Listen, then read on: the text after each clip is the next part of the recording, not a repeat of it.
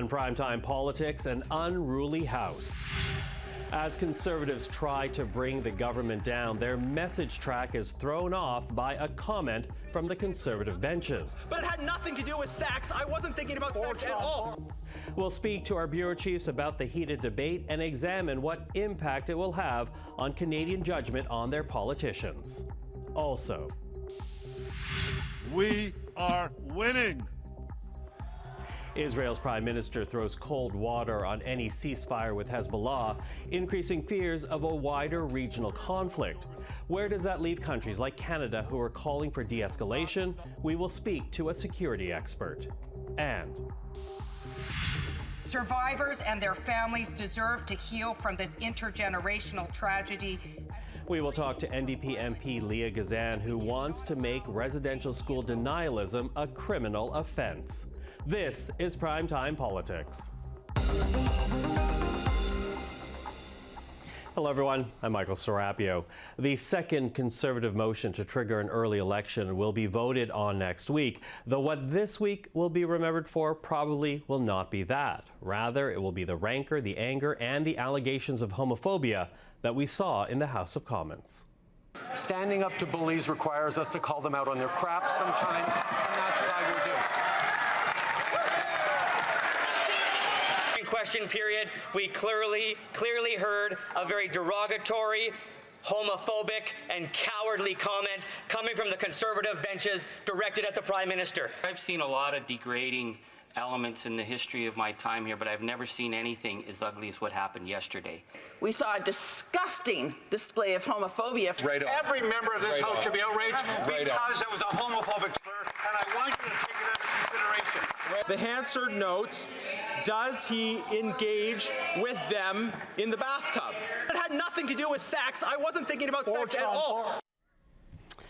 Well, that was some of the highlights of the week that was. And to talk about this, we're now joined by Tonda MacCharles, Auto Bureau Chief for the Toronto Star, Joël-Denis Bellavance, Auto Bureau Chief for La Presse, and Robert Fife, Auto Bureau Chief for the Globe and Mail. You know, well, I guess it will come up in our conversation because I do want to get your impressions of everything that was shared. But I will begin with this one question, because here you have the Conservative government once again, Conservative Party rather, once again trying to bring down the government with this motion, and that, you know, from a strategic planning point of view, should be their message track. Instead, it's thrown off by a heckle from their own benches. How frustrated do you think Pierre Poilievre is right now? Oh, I'm not going to try and read his mind, but I will say you called it the highlights of the week. I would say lowlights of the week. It was a particularly low point in the House of Commons proceedings, and I was in the gallery that day as that whole exchange was unfolding. I heard a Conservative member say, you know, did Tom Clark, the Consul General, get the top bunk to the Prime Minister? And in the gallery, in the public galleries, were row upon row upon row of high school students. And there wasn't a smile on anyone's face. No one was giggling. No one appreciated the frat boy humor. Those kids were appalled. They were looking aghast down at the spectacle unfolding. So, look, I think that the Conservative Party and all parties in the House have to get a grip on this. The Speaker has lost the room, lost control, cannot bring discipline to the proceedings.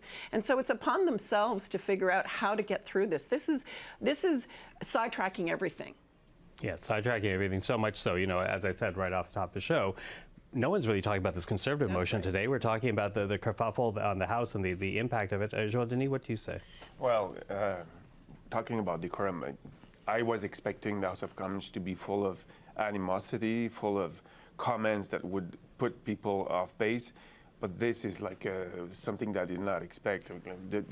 The comments that we saw that was the highlight of this introduction shows how low it has become, and it brings it begs the question: what kind of election campaign will we have if the government falls? If this is what preceding the election campaign, I think maybe Canadians might be turned off quicker than we think if that continues up until the federal election is being called. But I want to draw the attention to the behavior of the Bloc Québécois. This is a separatist party that wants to leave Canada, but currently this is the party that shows the most respect for the institution in which they evolve. And that, I think, is something fascinating that needs to be said. That's true. Yeah, Bob? Well, I don't think it's going to get any better.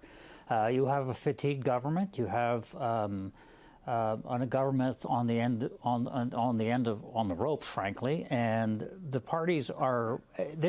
Parliament reaches a point where they want to have an election, and it's not going to get better. It's going to get worse. But some perspective.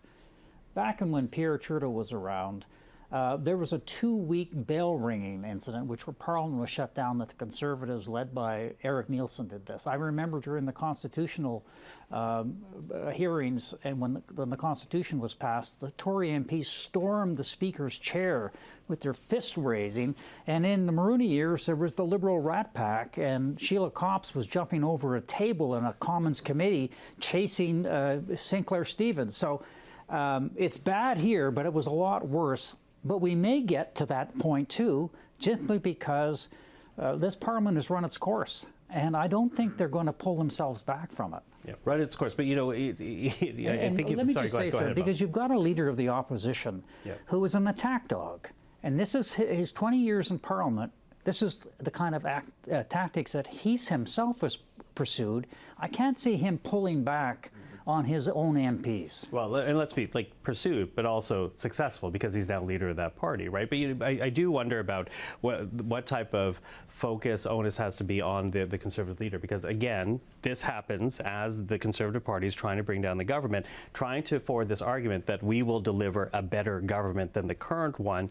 Does that put any pressure on Pierre Poilievre to you were talking about, you know, bringing it back? Does that put any pressure on him to do so? I think we talked about this last week, didn't we? I mean, I think that there's a question around, you know, what role you want to occupy. And he's looking like a really good opposition leader right now, not like a prime minister. So I think while we can all set some expectations for what that role should look like, I think Bob's, you know, correct. This is a leader who has perfected this style of politics. It appears to be an expression of his authentic self. He thinks that's what got him where he is, and I don't see any sign of a change there. In fact, I think he views it as the path to his success, and that's what's motivating his base and his supporters. So I don't expect change there. I mean, to the broader point about whether this Parliament has run its course, you know, only that Parliament can really tell us that question, you know. And frankly, I think what we're seeing unfold in the bigger picture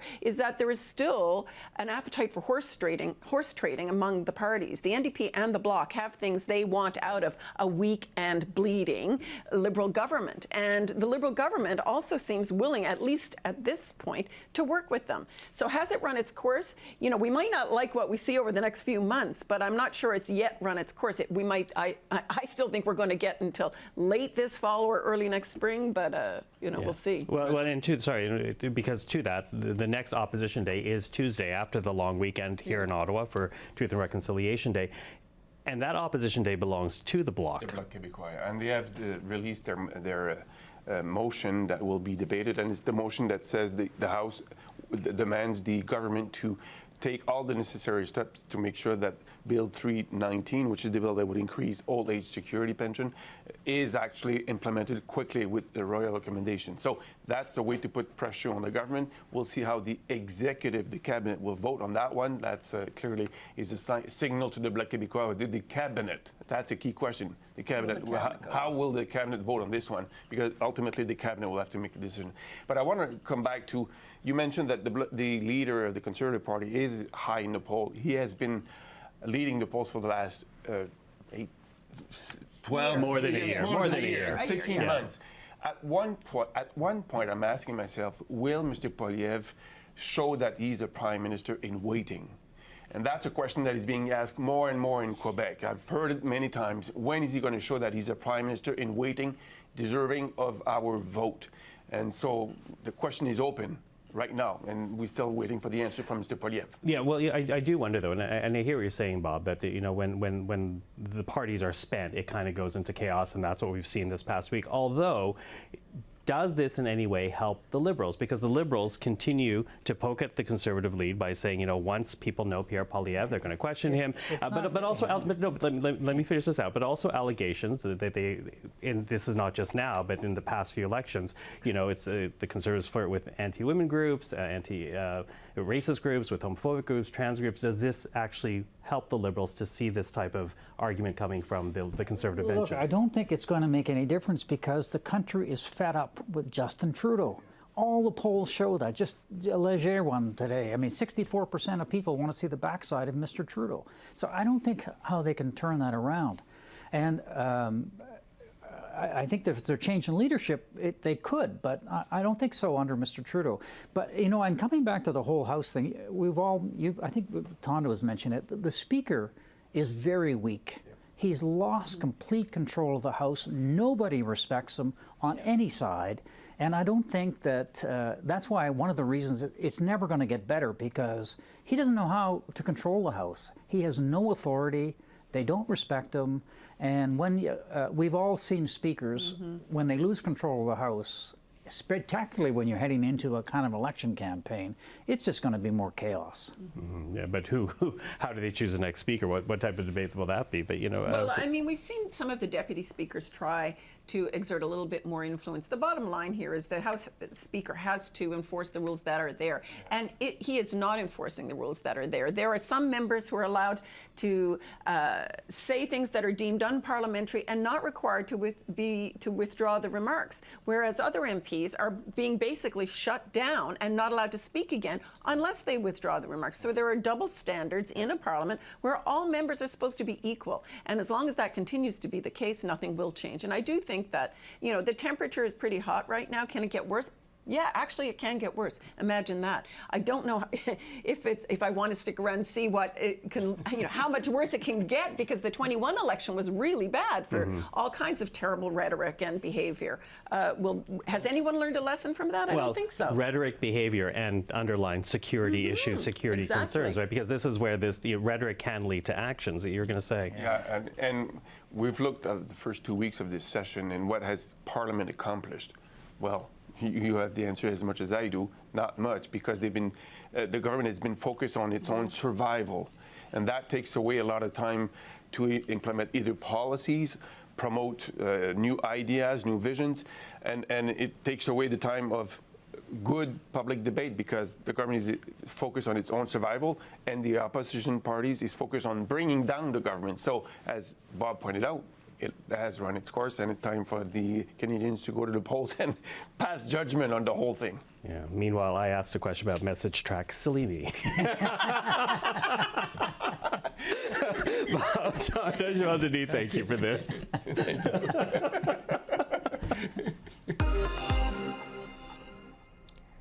Well, as we prepare to observe another National Day for Truth and Reconciliation, Leah Gazan, the NDP MP for Winnipeg Centre, is asking parliamentarians to pass her private member's bill. Tabled this week in the House, the bill proposes to amend the Criminal Code and add to it an offence of willfully promoting hatred against Indigenous peoples by condoning, denying, downplaying, or justifying the Indian residential school system outside of a private conversation. Now, according to the National Centre for Truth and Reconciliation, from 1883 to 1996, some 150,000 Indigenous children were taken from their families and communities and placed in government-funded schools. Thousands of those children died, and those who did not came back scarred by the emotional, physical, and sexual abuse suffered in those schools. Well, to talk about her private member's bill, we're now joined by Leah Gazan. Leah, Ms. Gazan, thank you for being here. Oh, thanks so much for having me. Listen, I want to talk about the genesis of this bill. Where did the idea come from for you? Well, you know, currently in Canada, we already have in the Criminal Code, Section 318 looks at Holocaust denial. What my bill aims to do is add to that section residential school denial. I know that, you know, the TRC, 10 years out, it's been about 10 years since the TRC, and we really saw a movement towards learning and change. But over the last couple of years, particularly since the discovery of unmarked graves, there has been an increase in residential school denialism. As you know, in the House in 2023, all members of Parliament recognized what happened in residential school as an act of genocide, as it fell under Article 2 on the UN Convention on Genocide. We know what happened. What happened is genocide. And the fact that particularly survivors have their experience with genocide up for debate is so violent. And I put forward this bill because I believe that survivors have a right to be safe from violence, but also to have their truth and stories protected. Now, you turned to social media to share the fact that you are trying to get this bill passed, and it's hard to ignore the fact that it got some pretty strong pushback. And I'm not going to take it word for word because some of it is harsh, but I do want to carry forward some of the sentiments that were raised. For example, one person wrote that criminalizing speech is not a Canadian value. How do you answer that? Well, certainly I believe in freedom of speech. Freedom of speech is one of the tenets of any democracy. Freedom of the press, one of the tenets of a democracy. There's a difference, however, between freedom of speech and hate speech. This has already been acknowledged in the Criminal Code in Canada. Certainly it's been acknowledged for Holocaust survival or the Holocaust. And I can tell you, as somebody with both histories, many people know about my history. My father was a Holocaust survivor. My whole family was killed in the Holocaust, outside of 5 survivors.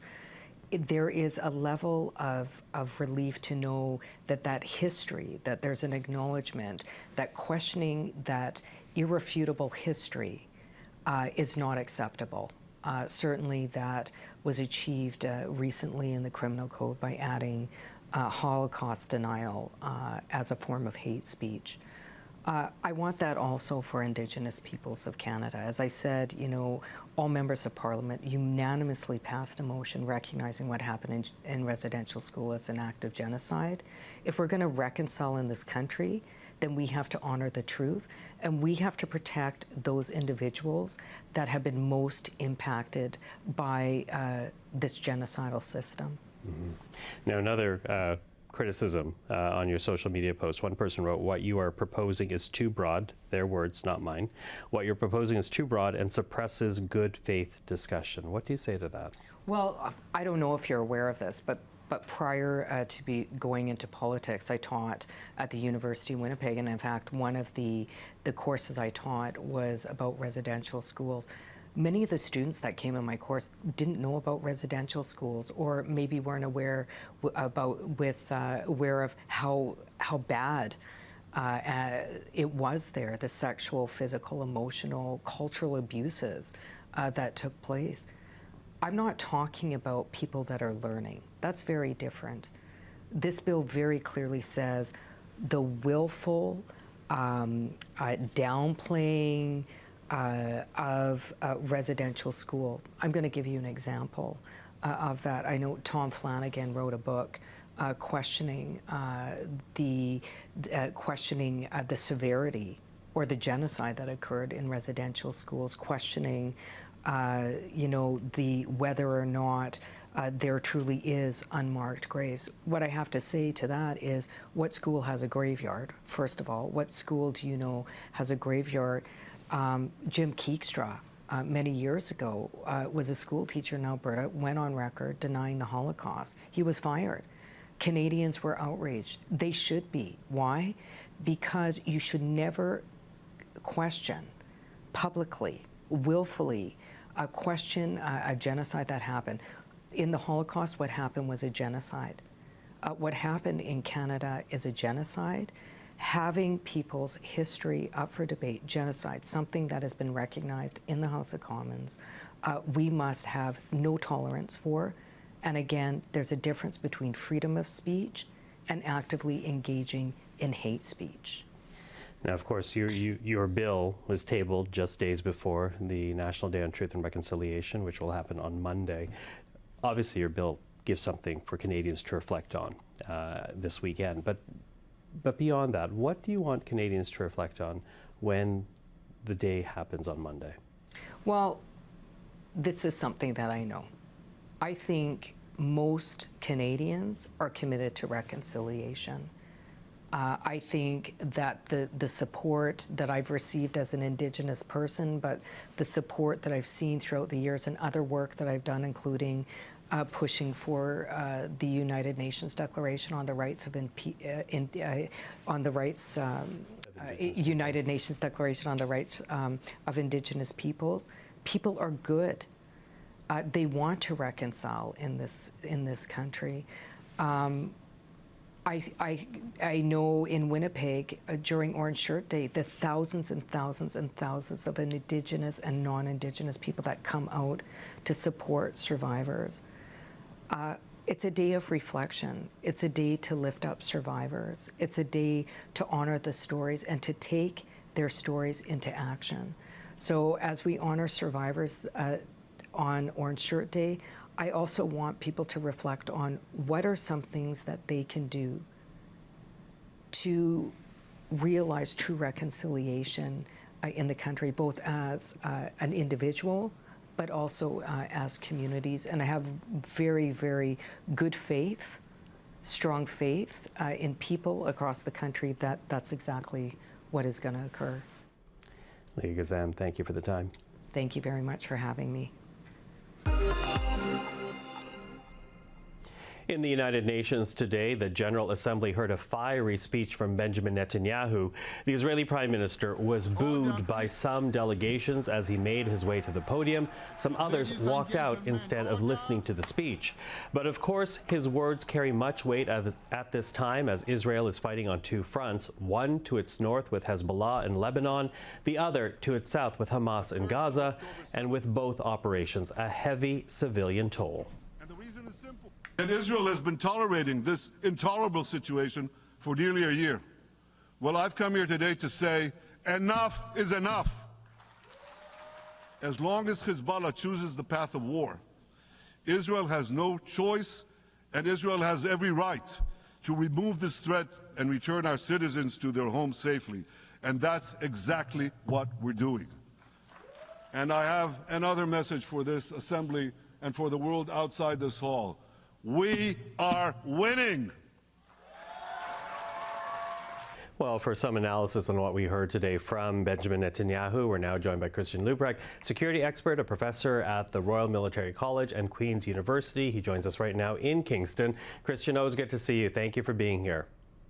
My pleasure. Hello, Michael. Listen, I want to begin with Netanyahu's apparent resolve here to continue offensive against Hezbollah positions in Lebanon and Hamas in Gaza. What does that mean for all these calls from countries like Canada that have been demanding for a ceasefire? Well, so for better or for worse, Israel is the only democracy in the Middle East. And however imperfect Israeli democracy may be, it is a democracy and it has a legitimate government. And many Israelis disagree with that government. Many people internationally might disagree with that government. But ultimately, this is Israel making its own sovereign decisions. And we can't say to countries like Ukraine, we're going to back you and we're going to provide you weapons and financial support so that you can make your own sovereign decisions in terms of defending yourself against Russia.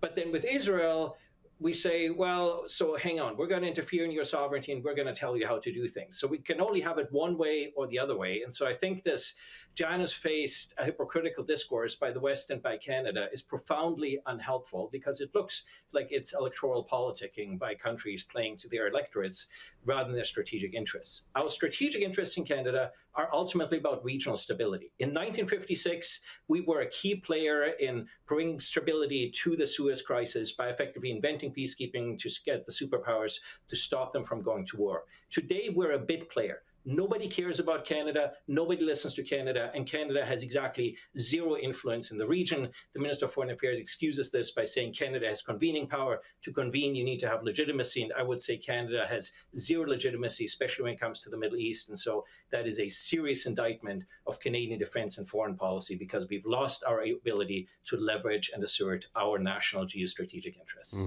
So a couple of things there. I hear what you're saying about Canada and the type of prestige it still carries or not carries at this point. But of course, the fear of these continuing offensives is that they will trigger a greater war. And to that, talk to us about it.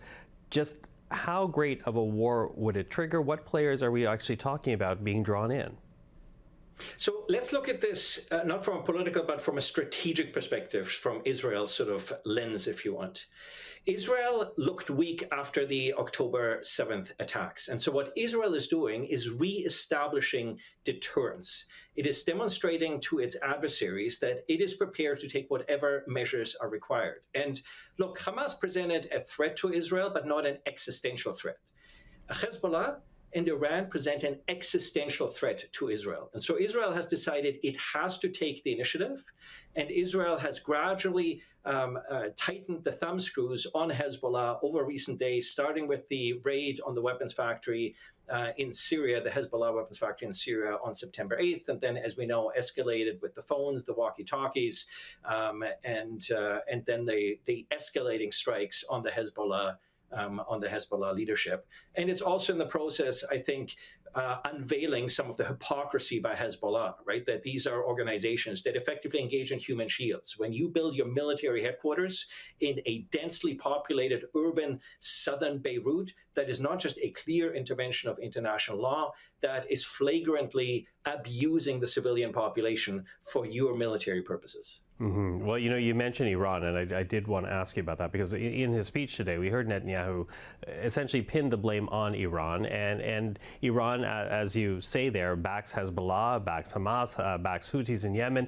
Is the United Nations and the international community failing to rein in Iran, leaving Israel to deal with that failure? So if you look over the last 20 years in the Middle East, I would say the big winner has ultimately been Iran in the way it's been able to expand its influence in Iraq, in Syria, in Lebanon, with Hamas, and in Yemen. And so Israel is looking at this and going, maybe American international security policy in the Middle East and generally Western sort of strategic security approach to the Middle East isn't working particularly well for Israel. And so you can see from Netanyahu's perspective, he might say this is ultimately Israel has to be able to defend its particular interests here. Now, we can disagree with the tactics and the operations, with the methods that Israel is using, but you can see that ultimately Israel didn't start this particular volley of the fight. It was started by Hamas and at the same time by Hezbollah, that has for a year now been shelling Israel, and that ultimately with its 150,000 rockets aimed at Israel, ultimately Israel decided it could not take that risk. Well, Christian, as we continue to watch what happens here, always good to have you on and share your insight. Thank you for that. It's been my pleasure. Thank you, Michael. And that is Primetime Politics for this Friday. I'm Michael Serapio. For everyone here at CPAC, thank you for watching. We are back next week. Until then, have a great weekend.